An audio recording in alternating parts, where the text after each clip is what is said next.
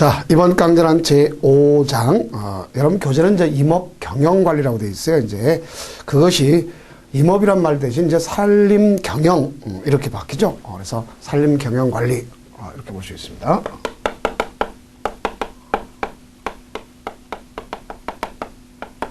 이게 이제 임업 경영 관리가 아니라 산림 경영 관리 이렇게 법이 개정됐다는 것도 아셔야 되겠죠.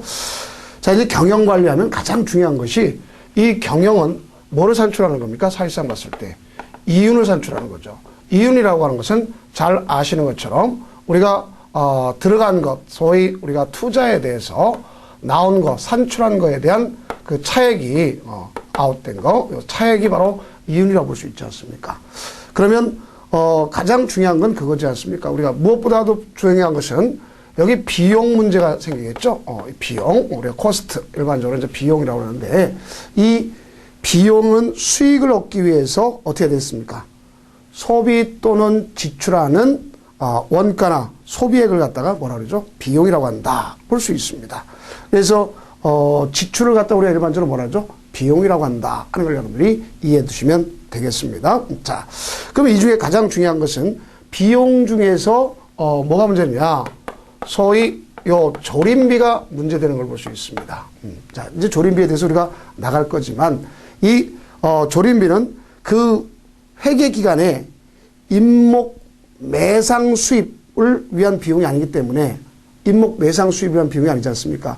초기에 들어가는 자본이라고 볼 수 있겠죠. 자, 그렇기 때문에 임목 판매를 위해서 쓰는 것이 아니지 않습니까? 그러면 일반적으로 지출 비용이라고 볼 수가 없어요, 사실상 보면. 그렇죠? 그런데 만약에 조림비는 자본적 지출에 해당한다고 이렇게 얘기할 수 있습니다. 이에 반해서 임목 판매를 위해서 뭐 합니까? 재조사를 하죠. 그럼 재적을 조사하는 거 아닙니까? 그럼 재적을 조사하면 그 조사비가 있겠죠. 그럼 이 조사비는 임목 매상 수입의 비용으로서 되게 이제 뭐라고 할 수 있거든. 수익을 위한 지출에 해당하겠죠. 그래서 그걸 갖다가 비용이라고 하는 거다. 이렇게 볼 수 있습니다. 그래서 차이점이 있구나 볼 수 있어요. 그럼 우리가 수익이라는 것은 기업이 일정 기간 경영을 통해서 고객으로부터 제공한 재화 용역의 화폐액을 갖다 뭐라고 볼 수 있겠죠? 수익이라고 한다. 이렇게 볼 수 있습니다. 그래서 가장 중요한 것은 임목 가치의 성장액, 이것이 가장 중요한 거죠. 그래서 수익은 반드시 금전적인 흐름만 얘기하는 건 아니지 않습니까? 그 내용이 있다. 그것을 먼저 알면 되겠고. 그럼 이제 가장 중요한 것이 조림비, 즉 다른 말로 썼을 때 육림비, 이 구성과 분석, 이게 중요한 겁니다.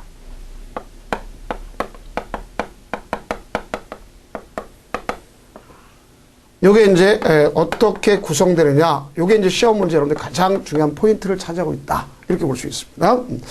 자, 조림비, 육림비란 말은 같은 의미겠죠.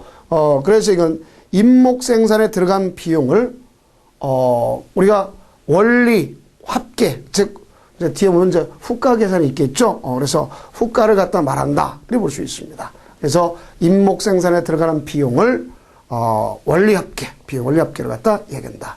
그러면 결국 따지면 육림비에서 일정 기간 중에 수익 원리 합계를 제공하는 것은 뭐가 되겠어요? 임목의 원가 이렇게 되겠죠.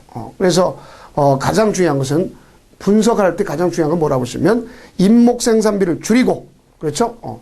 인분의 시업을 개선해서 하긴 자료를 얻는 데 있어서 가장 중요한 것이 뭐다? 육림비다 볼 수 있습니다. 그럼 이 육림비의 구성은 어떻게 되어 있느냐? 봤을 때 구성은 제일 먼저 여러 가지가 있겠지만 노동비입니다. 그렇죠? 노동비. 그래서 노동비는 크게 두 가지가 있죠. 고용노동비가 있고 가정노동비가 있습니다.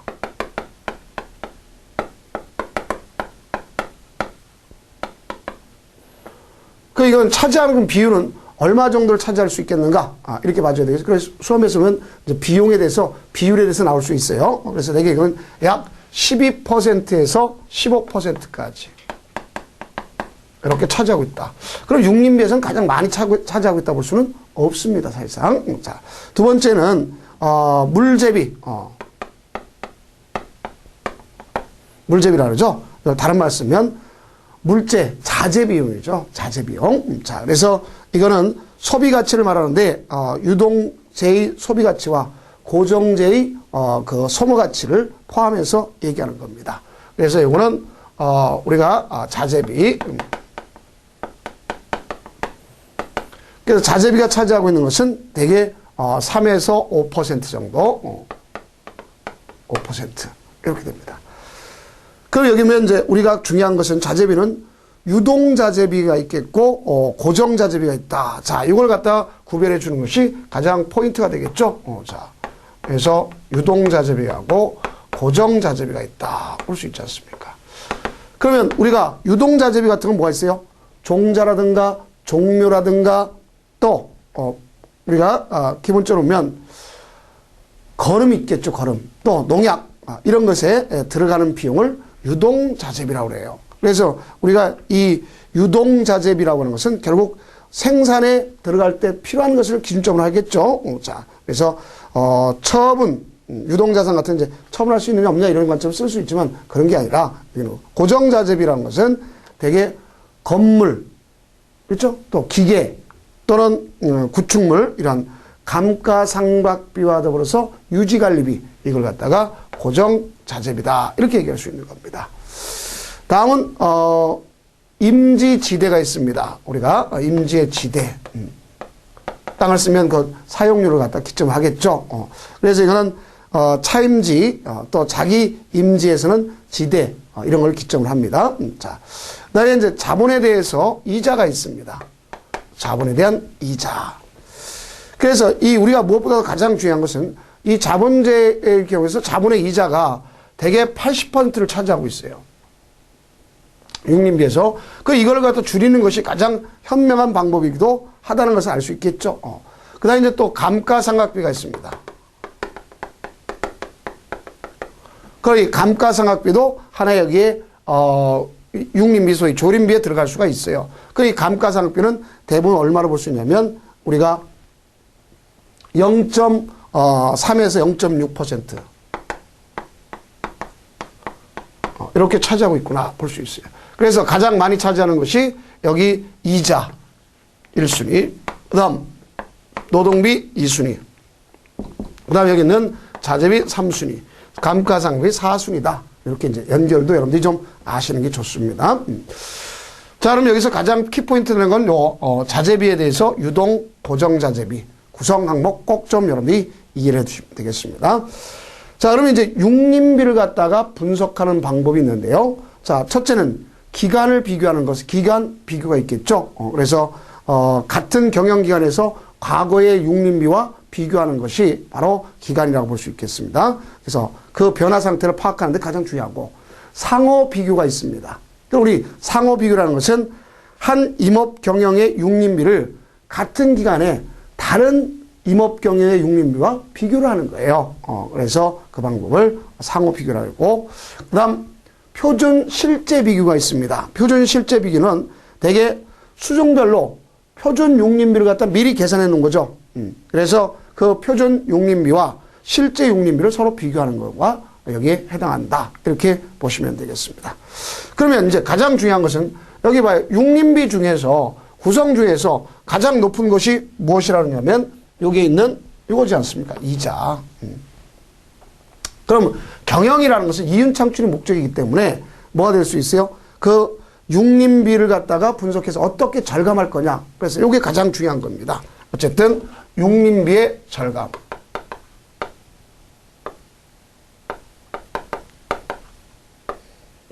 육림비, 예. 자. 조림비에 대한 절감이 필요한 거죠. 이것을 우리가 시험 문제 정의를 갖다 통해서 알아두시면 되겠습니다. 자, 가장 중요한 것은 가장 높으니까 이자를 절감시켜야 되겠죠. 첫째. 그럼 이 이자를 절감시킨다 할 때 육림비에서 앞에 보니까 가장 많은 비율 차지한 게 뭐였어요? 이자지 않습니까? 그래서 그 중에서 이 항목 중에서 평정 이자율에 대한 계산된 이자이기 때문에 육림비는 대소는 이율을 크게 변화시키는 거에 따라든다. 이렇게 볼 수 있습니다. 그래서 육림비에서의 이자가 여러 가지 형태가 있겠지만 그 중에서 뭐를 쓰느냐면 평정 이율을 쓰고 있다. 이런 걸 알 수 있습니다. 평정이율. 자, 우리가 만약에 그래서 이자액을 갖다가 R이라고 한다면, 이자액을 갖다가 R이라고 하고, 그 다음, 이율을 갖다가 P라고 표시한다면, 약정한다면, 자, 여기서 우리가 자본액을 K라고 생각해 봅시다. 자본액을. K라고 표시하면. 그러면 자본액 K는, 자, 자본액 K는, 뭐라고 볼 수 있어요?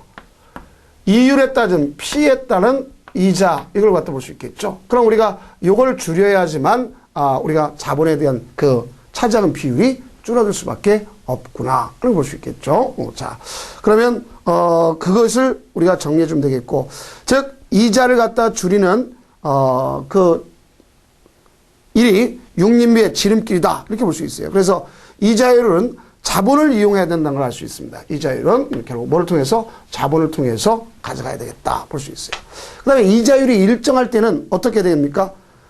이자가 발생하는 그 여러 가지 비용을 절감하기 위해서 투입된 자본의 회수 기간을 짧게 잡아야 되겠죠.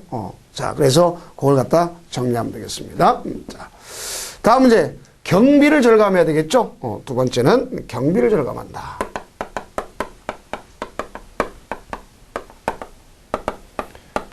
이자 절감인가 하면 경비 절감이 있습니다. 우리가 이제 경비를 절감하는데 경비는 대부분이 뭘 차지하고 있냐? 이 노임이 차지하고 있어요. 그러니까 이 노임을 갖다가 팍 줄인다는 것은 뭐라고 볼 수 있겠어요? 한해 금류 절감이 가장 어떻게 했어요?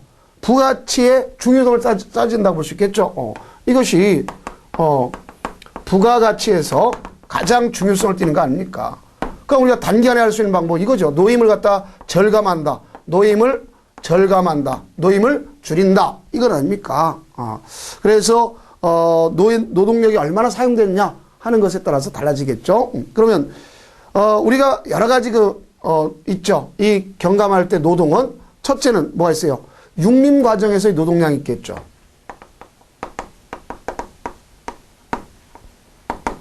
그걸 육림 과정 기를 때 쓰는 거고, 두 번째는 뭐냐? 작업종별 노동량이 있겠죠.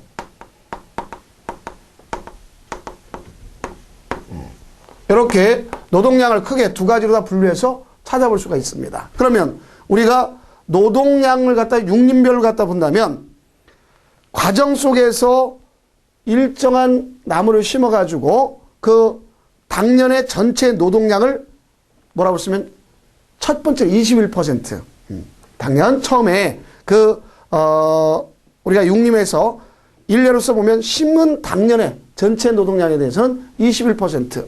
그래서 요 과정 갖다 설명하면 이런 얘기가 되는 거랑 마찬가지입니다. 심었다. 그럼 나무를 갖다 심었습니다. 자, 나무를 갖다 심었어요. 그럼 여 어린 모를 심었을 거 아닙니까? 이게 당연히 21% 전체에 대해서 21%의 노동량을 갖고 있다. 이렇게 볼 수가 있습니다. 또 그래서 그러면 여기서 심었으면 여기서 5년까지의 노동량은 얼마를 차지하고 있느냐? 이걸 아시면 돼요. 5년까지는 대개 45% 전체에 대해서. 그 다음 10년까지는 이게 가장 높습니다. 그래서 10년까지 든 건 64%. 그래서 64%. 대부분 노동에 육림에 초기에 투입된다는 걸 잘 알 수가 있습니다. 우리 봤을 때 이렇게 100%를 기점으로 한다면 이렇게 가져간다. 이거 합산하는 의미가 아니라 초기에 많이 노동력을 들어가는구나 하는 것을 볼 수 있습니다. 그래서 이게 10년째 가면 64%까지 가져간다. 이렇게 좀 아시면 되겠어요. 자, 그다음에 작업 종별로 다 본다. 그럼 자격 종별로 보면, 자격 종류별로 보면 어떤 걸 볼 수 있냐? 소위 우리가 밑깎기 같은 거 있잖아요. 그렇죠? 밑깎기 같은 게 가장 많이 차지하고 있는 거죠. 조림할 때. 네. 그래서 이런 경우가 46%. 그 다음 두 번째는 가지치기. 가지치기. 자, 그럼 가지치기가 내게 몇 퍼센트? 11%. 그 다음 나무를 심는 것에서 식재가 9%. 9%. 또 식재 준비 작업. 그러면 8%.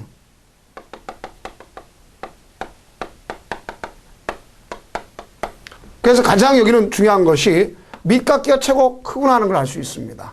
그래서 이거 순서도 나열할 줄 알아야 되겠고, 자, 우리가 육림 과정 속에서 보면 초기가 많이 들어간다는 걸 알 수 있겠고, 그 다음 작업 종류를 보면 밑깎이가 가장 많이 들어간다. 퍼센트를 많이 차지하고 있다. 이렇게 볼 수 있습니다.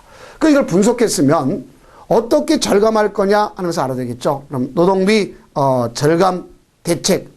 그러면 봐봐요. 우리가 임목 생산의 가장 중요한 것은 어떤 게 중요하겠습니까? 여기 있는 노동력을 갖다 줄이는 것이 가장 중요하다는 걸 알 수 있겠죠. 그럼 노동력 절감 방법은 어떻게 되는 거냐?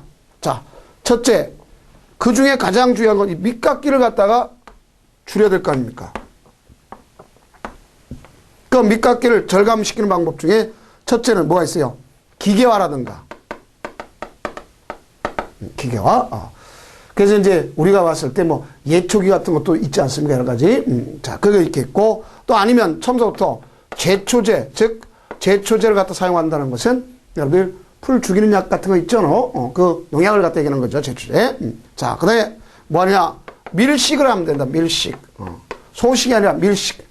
집중적으로 하게 되면 그 중간에 뭐가 있어요? 이 하층에 대해서 성장할 것이 거의 없지 않습니까? 그 다음 군상 무리를 지어서 군상식재. 또 큰 묘목 심기.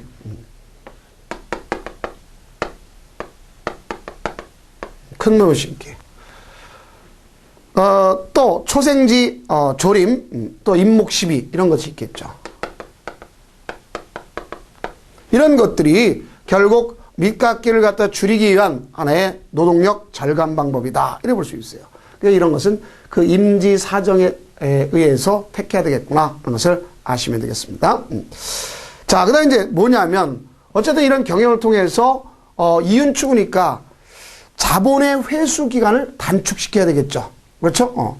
절감시키는 방법. 이제 세 번째는, 자, 이제 세 번째입니다. 첫째는 이자율 절감, 경비 절감.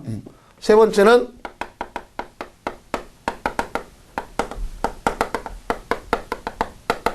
자본의 회수 기간 있잖아요. 또 이 자본의 회수 기간을 갖다 단축시키는 거예요, 단축. 그럼 단축시킬 대책이 뭐가 있는가? 이걸 봐줘야 될 거 아닙니까? 그러면 첫째로다 본다면 우리가 임목을 갖다가 그 촉진하기 위한 기술을 개발해야 되겠죠. 그렇죠? 그래서 기술 도입해야겠다. 또 나아가서 그 개발해야 되겠고, 또 소목, 즉 소목 판로를 개척해야 되겠죠. 우리가 대목뿐이 아니라 작은 나무도 팔 수 있는 그런 걸 갖다 가져가야 빨리 회전시킬 거 아닙니까? 그래서 이것이 되는 것을 알 수 있겠고요. 그러면 이렇게 된다는 얘기는 이걸 통해서 뭘 갖다 하면 소위 벌기량을 갖다가 단축시키는 방법 아닙니까? 그렇죠? 벌기량을 단축시키면 자본의 회수가 빨라질 수 있다. 이것이겠고. 두 번째는 자본의 회수를 빨리는 것은 거기에 따라서 부수입을 갖다가 부수입을 증대시키는 방법이죠. 그럼 부수입을 증대시킨다는 것은 여러분들이 뭐가 있어요? 대개 간벌이라든가 표고재배라든가 이렇든 부산물 채취를 통해서 이루어지겠죠.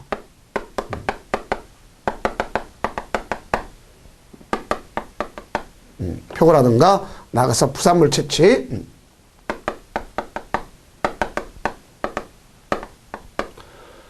이런 걸 통해서 가져갈 수밖에 없다. 볼 수 있어요. 그래서 이 임목을 성장시키는 촉진하는 방법 중에서 간벌 촉진시키는 방법도 하나의 자본의 회수 기간을 단축시키는 것 중에 하나다. 이렇게 보실 수가 있습니다. 자, 그럼 지금까지가 뭘 갖다 보면 육림비에 구성하고 그 중에 차지하고 있는 비율을 갖다 얘기했고 어떻게 하면 그 육림비를 절감시킬 거냐 하는 것에 대해서 알았습니다. 자, 그 이제 이 임업 경영, 소위 우리가 살림 경영의 분석과 성과를 갖다 해야 되겠죠. 자, 이제 살림 경영.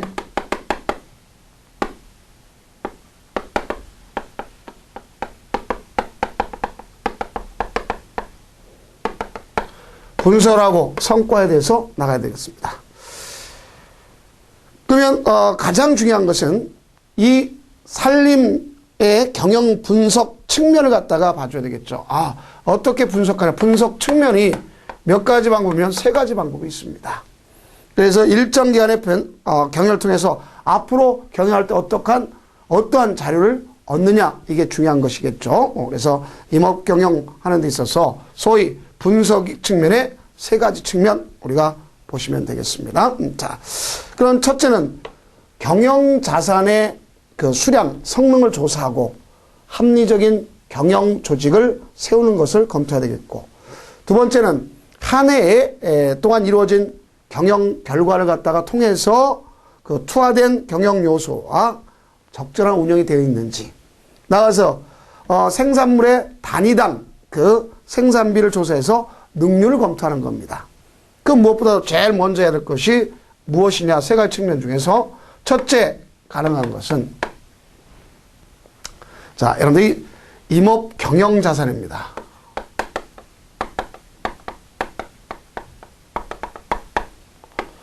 자, 이걸 잘 알아두셔야 되겠죠. 그럼 우리는 이 임업 경영 자산이다. 그 임업 경영 자산을 갖다가 뭐 해야 되겠습니까? 한마디로 이걸 분석을 해야 되겠죠. 그럼 임업 경영 자산은, 자산이라는 것은 결국 뭐예요? 임업 경영자가 경영 목적을 달성하기 위해서 가지고 있는 여러 가지 재화나 권리를 뭐라 그래요? 자산이라고 그러죠. 자산. 그럼 우리는 자산을 크게 몇 가지로 볼 수 있어요. 크게 나누면 세 가지 형태로 다 나눌 수가 있다, 이렇게 볼 수 있겠죠. 그러면 첫 번째 보여주는 것이 고정자산이 있습니다.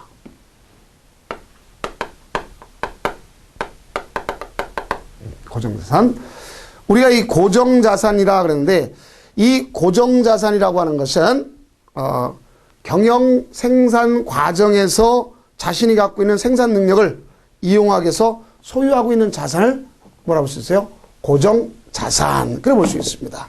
그러니까 이 고정자산은 경영이 계속되는 한 처분할 수 있어요, 없어요? 없죠. 현금화할 수가 없는 거죠. 그렇죠? 경영이 계속돼서 한 현금화할 수 없다, 이렇게 볼 수 있어요. 그래서 대개 보면 사용하는 일시에 따라서 물질적으로 감소되는 결과를 가져온다, 볼 수 있어요. 그럼 우리는 이러한 자산의 구분을 갖다 보면 현금화할 수 있는 것을 갖다 뭐라 하죠? 유동자산. 현금화할 수 없는 것을 고정자산, 그렇게 얘기하는 거 아닙니까? 그러니 현금화할 수 없는 경영을 통해서는 현금화할 수 없는 자산에는 무엇이 있는가 봐줘야 되겠죠. 첫째는 임지가 있겠죠. 토지. 그렇죠? 자, 두 번째는 건물이 있겠죠. 자, 건물 같은 건 뭐가 있겠어요?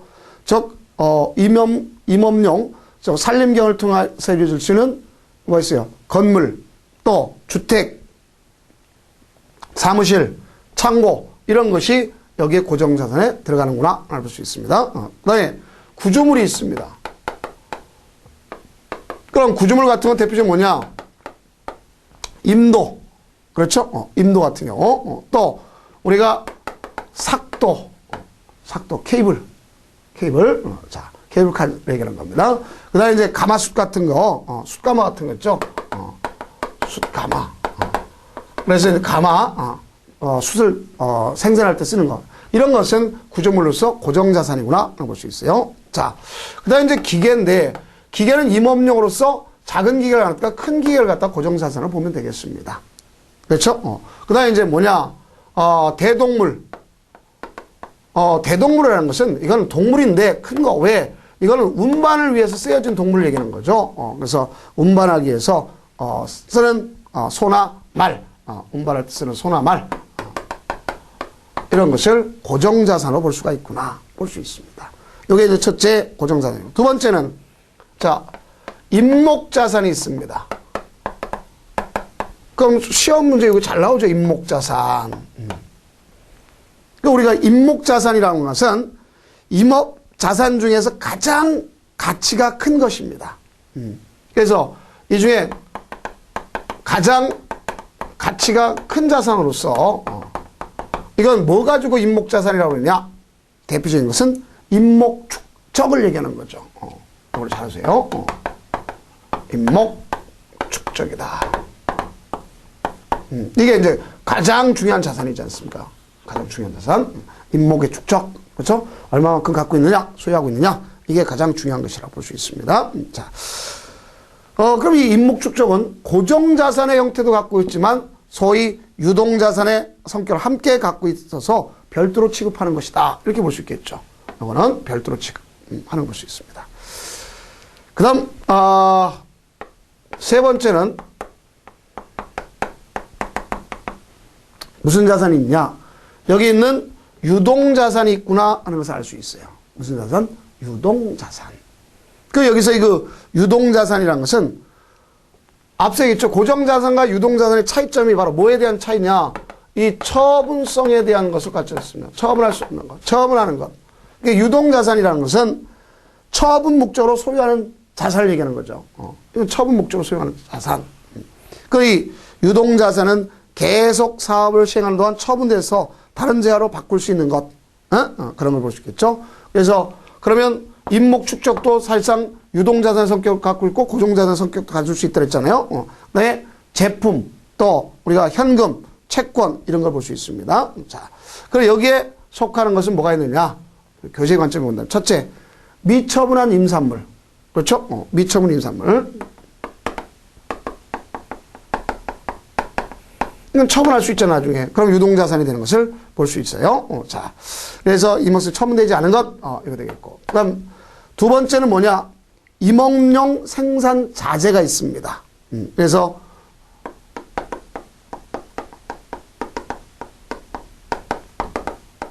그 임업용 생산 자재 같은 거는 묘목이라든가, 이런 게 대표적이죠. 묘목. 이런 거라든가, 또 비료라든가. 이것도 유동자산에 속하는 걸 볼 수 있습니다. 자, 또 우리가 가장 대표적인 또 유통자산이 있죠. 여기는 유통시킨다 그러면 대표적인 뭐 있어요? 현금 같은 거. 현금. 또 저금. 또 대부했을 때 대부금.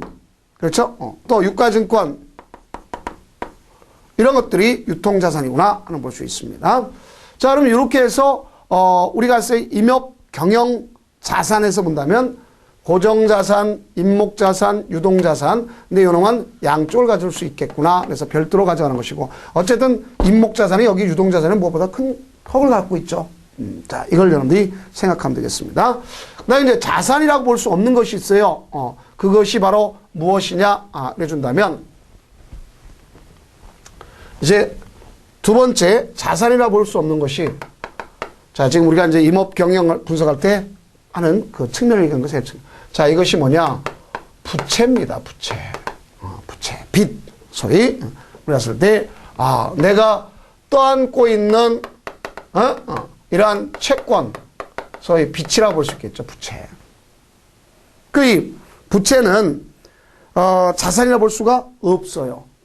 우리가 이제 일반적으로 적극자산, 소극적 자산 그런데 우리가 이 소극적 자산이라고 표현하지만 사실상 이건 자산해 볼 수가 없습니다. 자산이 아니다 볼 수 있어요. 그러면 이거는요 장래의 어느 시기에서 자산으로서 갚아야 할 채무 아닙니까? 그렇죠? 그러면 여기에 들어보면 무엇이 있는가? 예를 들면 자, 첫째 뭐가 있어요? 차입금. 내가 빌려 쓴 거 차입금.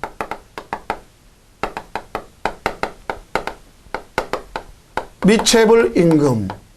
미체불 임금. 자, 우리가 왔을 때 이런 걸 볼 수 있겠죠. 뭐 임금이라고 보다도 어쨌든 주지 않은 거. 그것도 부채죠. 자, 그다음에 미불금 주지 않은 것.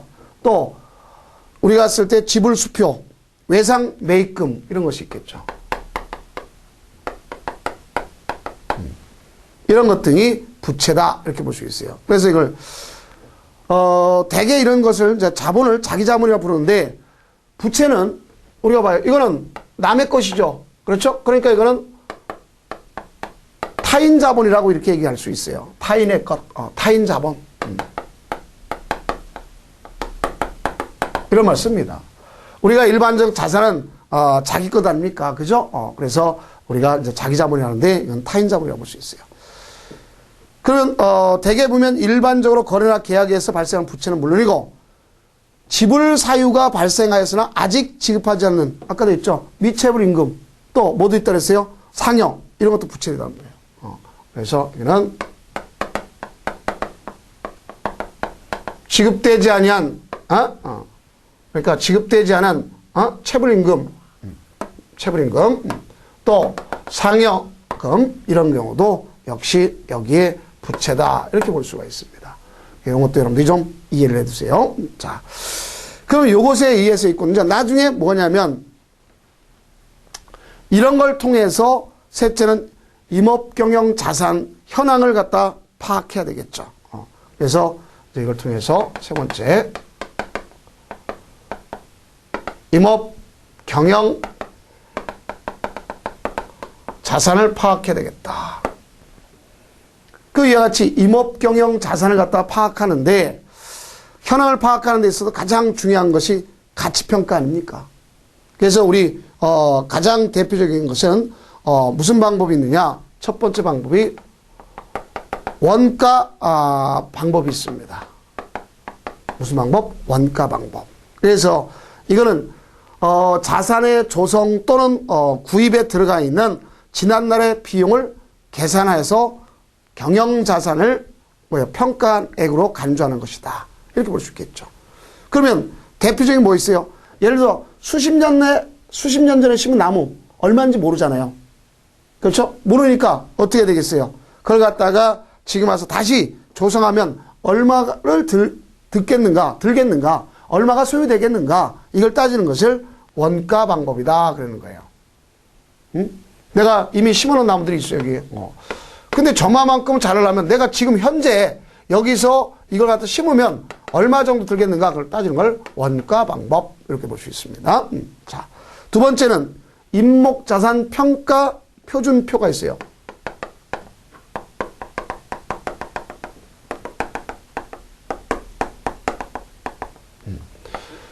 그러면 임목자산 평가 표준이라고 하는 것은 미리 표준을 갖다 표시했습니다. 그래서 평가 시점에서 들어간 비용 이자를 갖다 계산해 가지고 육림비 누적액을 뜻하는 것입니다. 그래서 이것이 우리가 보면 대개 지역별 아니면 수종별 아니면 단위 면적당 임목자산을 평가하는 그걸 표시한 것을 임목자산 평가 표준표라는 것이 있다 볼 수 있어요. 그래서 평가액은 어떻게 하는 거냐? 평가 시점까지 육림에 들어간 비용 이자를 계산한 육림비 누적 비율을 이야기하는 거다 볼 수 있어요. 그 다음 이제 세 번째는 어떻게 파악하는 거냐? 각 연도별 육림비 누적액.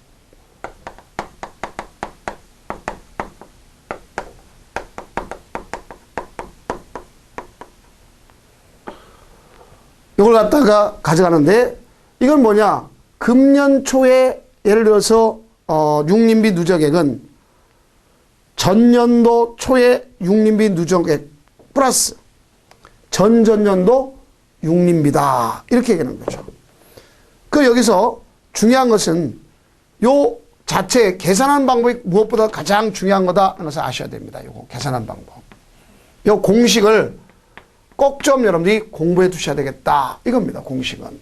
그러면 첫째 육림비는 어떻게 구성되어 있는가 하나 봐줘야 되겠죠. 자, 그래서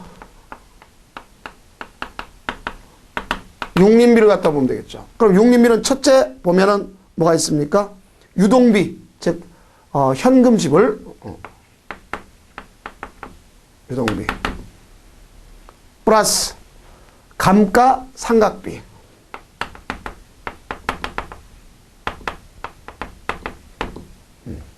플러스 자본이 있겠죠. 플러스 이자가 있겠죠. 플러스하고 나중에 가서 지대. 그럼 이때 이 지대는 자산세의 평액을 갖다가 나타나는 겁니다. 이걸 갖다 볼 수 있겠죠. 그 다음에 두 번째는 그럼 유동비라는 것은 어떻게 나타나는 거냐? 유동비라는 것은. 그럼 여기서 유동비라고 하는 것은 노무비 플러스. 노무비 플러스. 자, 이거 플러스입니다. 더해주면 빼는 게 아닙니다. 였다가 유동 물자비, 유동 물자비, 이게 바로 유동비다 하는 걸 볼 수 있습니다. 그 다음에 자본의 이자가 있겠죠. 자본 이자는 어떻게 계산하는 거냐? 대표적인 것은 유동자본 이자가 있겠고 고정자본 이자가 있겠고,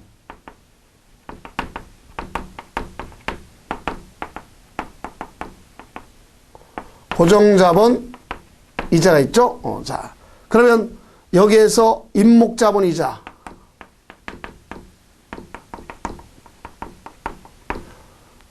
유동자본, 고정자본, 임목자본에 이자가 있을 거 아닙니까? 그러면 이 중에서 가장 중요한 게 임업 비율 있잖아요. 그죠? 저 임업의 이율은 얼마를 갖다 잡느냐 하는 것을 알아야 되겠죠. 즉 임목 이율은 얼마를 잡느냐. 대개 3%에서 5%까지로 계산한다는 걸 잘 아시기 바랍니다. 몇 퍼센트 몇 퍼센트? 3%에서 5%. 이것이 우리가 임목 이율이다 볼 수 있어요. 이것이. 그래서 임목 이율은 몇 퍼센트 잡느냐 이렇게 나올 수가 있다. 그러면 돼요. 그러면 이것만 있는 것이 아니고 이 각 연도별 육림비를 계산할 때 뭐가 있는가 하나 봐줘야 되겠. 계산한 방법. 자, 또 하나의 방법에서 중요한 것은 유동자본 이자가 어떻게 되는 거냐 볼 수 있겠죠.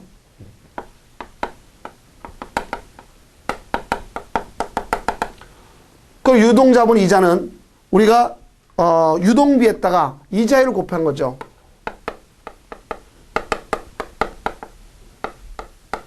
이걸 유동자본 이자다 이렇게 얘기하는 거죠. 그러니까 유동비에다가 이자율을 곱한 것이다 이렇게 보면 되겠죠. 그 다음 임목자본 이자가 있겠죠. 앞에서는 그 임목자본 이자는 역시 뭐와 같다고 보시면 전년도의 초기 육립비의 누적액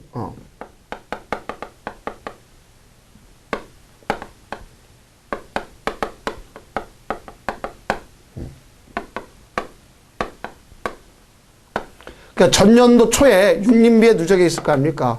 곱하기 걷다가 이자율을 갖다가 저거죠. 그러면 그것이 결국 앞서 이야기했던 여기에 있는 이걸 계산하는 방법과 같은 뜻이다. 이렇게 볼 수 있어요. 그래서 이 공식이 무엇보다도 중요하다. 이렇게 보시면 되겠습니다. 자, 그 다음 이제, 그 네 번째는 뭘 파악해야 될 거냐. 파악하는 관점에서 보면, 자, 네 번째는, 자, 크게 이제 네 번째는, 임목 자산 구성을 봐야 되겠죠.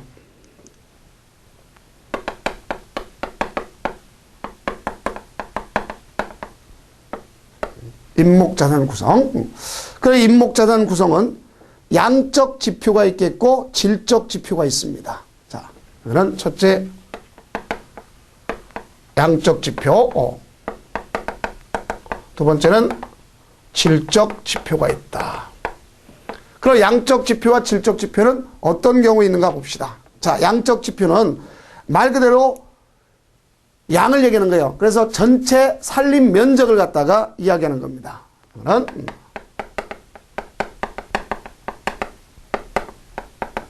그러니까 전체 산림 면적을 양적 지표라고 해요. 또 나가서 임목 자산 장비율을 갖다 얘기합니다.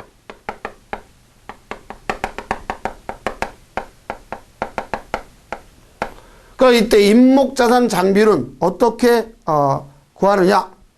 이거는 이 장비를 구할 줄 알아야 되겠죠. 자, 그럼 우리가 이 임목자산 장비를 구하는 공식이 어떻게 되어 있느냐, 이런 건 좀 알아가시면 좋습니다.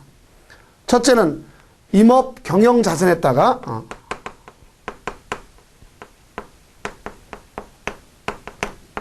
자산에 임목자산 있잖아요. 이걸 백분율로 표시한 거죠. 그러니까 이게 장비율이 바로 그거죠. 그래서 임업경영에서 자산 중에서 임목자산이 차지하고 있는 비율, 그걸 갖다가 임목자산 장비율이다 이렇게 얘기하는 겁니다. 그다음에 이제 질적 표시가 있겠죠. 우리가 이제 질적 표시는 뭐로 나타나는 거냐? 가장 중요한 질이라는 것은 인공림을 위주로 해서 차지하고 있는 걸 얘기하는 거예요. 그래서 인공림에 대한 임목자산에 차지하는 비율. 이건 뭐로 갖다면 우리가 쓸 때 인공림에 대해서 해당한단 말이에요. 인공림을 기점으로 해서. 그래서 임업경영은 경영이라는 건 뭐예요? 우리가 천연림 기점으로 아니라 내가 나무를 심어서 하는 거, 인공림을 기점으로 하겠죠. 그래서 얼마만큼 발전할 수 있는 거냐 해서 그 인공림의 임목에 차지하는 비율, 임목에 차지하는 비율을 우리가 질적으로 나타낼 수 있습니다. 그래서 이거는 인공림의 임령 구성 상태 등을 따르는 거죠. 인공림의.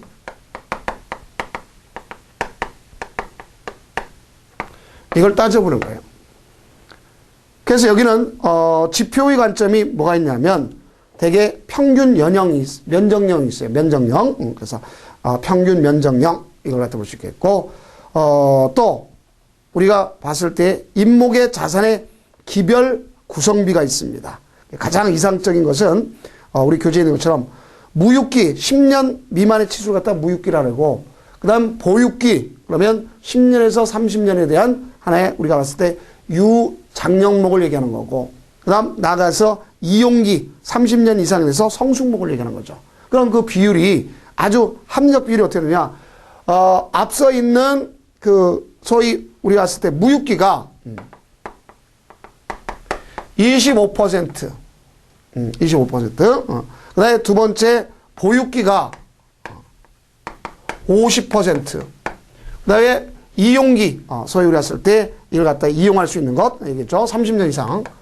이용기가 25%.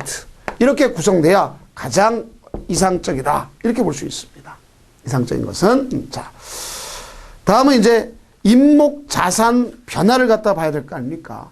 그럼 우리가 임목자산 변화는 그 임업 경영을 발전시키려면 계속적으로 성장할 수 있어야 되겠죠. 그래서 이거는 전년도의 것과 비교를 해가지고 얼마나 변했는가를 나타내는 하나의 성장적, 성장성 분석이다. 이렇게 볼 수 있겠죠. 그래서 임업경영 자산 중에서 임목자산이 성장성을 어떻게 판단하느냐, 이걸 볼 수 있겠죠. 그래서 가장 중요한 게 그겁니다. 임목경영 자산 중에서 임목자산의 성장성을 판단할 때 뭐를 가져야 하느냐. 첫째, 임목성장액. 두 번째, 임목자산 증감률. 세 번째, 성장액 내부 보유율. 이걸 지표로 이용하면 되겠구나 하는 걸 볼 수 있습니다. 그래서 그 내용에 대한 사항은 이제 다음 강좌 이어서 나가도록 하겠습니다. 자, 고생 많으셨습니다.